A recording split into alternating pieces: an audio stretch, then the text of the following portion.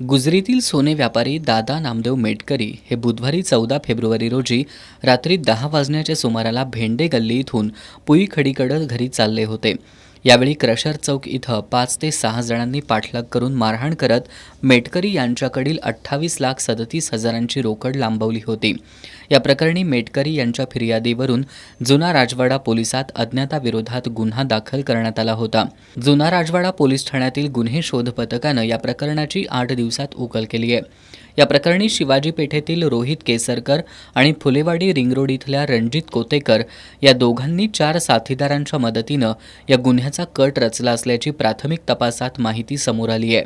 पोलिसांनी या प्रकरणी रोहित केसरकर, रणजित कोतेकर यांच्यासह मंगळवार पेठ इथं राहणाऱ्या तुषार रसाळे, शिवाजी पेठ काळकाई गल्ली इथं राहणारा ओंकार शिंदे, राजेंद्रनगर झोपडपट्टीत राहणाऱ्या स्वप्नील ठाकरे या 6 जणांना अटक केली आहे.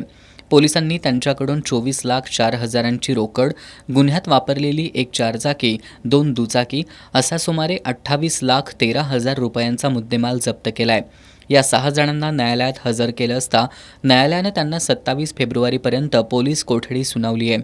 पोलीस निरीक्षक संजीव झाडे, पोलीस उपनिरीक्षक संतोष गळवे, परशुराम गुजरे, सागर डोंगरे, सतीश बांबरे, प्रशांत घोलप, अमर पाटील, प्रशांत पांडव, गजानन गुरव, संदीप माने, योगेश गोसावी, गौरव शिंदे, उत्तम गुरव यांनी या गुन्ह्याची उकल केली आहे.